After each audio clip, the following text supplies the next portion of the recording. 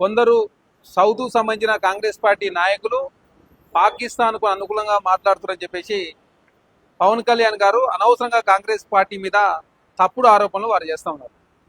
South సంబంధించిన ఏ నాయకులు కూడా పాకిస్తాన్కు అనుకూలంగా కాంగ్రెస్ పార్టీ నాయకులు ఎవరు మాట్లాడతలేదు. సిద్ధరామయ్య గారైనా, తెలంగాణ రాష్ట్ర ముఖ్యమంత్రి రేవంత్ రెడ్డి గారైనా, తెలంగాణ పీసీ ప్రెసిడెంట్ మహేష్ కుమార్ గౌడ్ అయినా, అదే కాకుండా కర్ణాటక పీసీ ప్రెసిడెంట్ డికే శివకుమార్ గారైనా ఎవరైనా కూడా పాకిస్తాన్ చేసినటువంటి దుశ్చర్యలను యావత్ కాంగ్రెస్ పార్టీ ఖండించింది. సౌత్లో ఉన్న కాంగ్రెస్ పార్టీ నాయకులు కావచ్చు, అదే కాకుండా CWC Congress party working committee కావచ్చు, తీవ్రంగా ఖండించింది.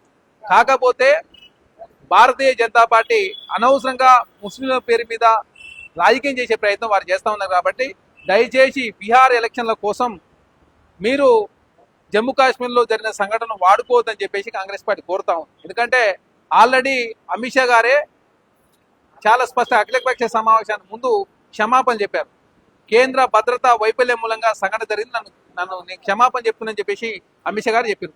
గతంలో పుల్వామా కూడా అదే ఇంటెలిజెన్స్ వర్గాలు హెచ్చరించినా కూడా, అదే కాకుండా సిఆర్పిఎఫ్ జవాన్లకు హెలికాప్టర్ కావాలని చెప్పేసి కోరినా కూడా ఆనాడు హెలికాప్టర్ ఇవ్వకపోవడం మూలంగా ఆ సంఘటన జరిగిందని చెప్పేసి సత్యపాల్ మాలిక్ మాజీ గవర్నర్ జమ్మూ కాశ్మీర్ చాలా స్పష్టంగా చెప్తే నరేంద్ర మోడీ గారు గప్చుప్పుకుండని చెప్పేసి పుల్వామా దాడిన నాడు ప్రధానంగా రాజకీయం కోసం వాడుకున్నారు. కాబట్టి ఇక్కడ జరిగినటువంటి ఈ సంఘటన కూడా బీహార్ ఎలక్షన్ కోసం వాడుకునే ప్రయత్నం భారతీయ జనతా పార్టీ చేస్తా ఉంది. కాబట్టి మీరు భద్రతా వైఫల్యాన్ని బూజో చూపిస్తూ హిందువులు ముస్లింలు అని చెప్పేసి విభేదాలు తీసుకొచ్చి భారతీయ జనతా పార్టీ గెలుపు కోసం దయచేసి వాడుకోవద్దు.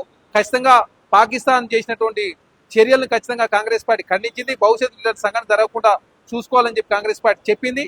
అదే కాకుండా కేంద్ర ప్రభుత్వం ఏ చర్యలు తీసుకున్నా కూడా, ఎలాంటి చర్యలు తీసుకున్నా కూడా కాంగ్రెస్ పార్టీ పూర్తి మద్దతు ప్రకటిస్తే అనవసరంగా పవన్ కళ్యాణ్ గారు ఇట్లాంటి వ్యాఖ్యలు చేయడాన్ని తీవ్రంగా ఖండిస్తాం.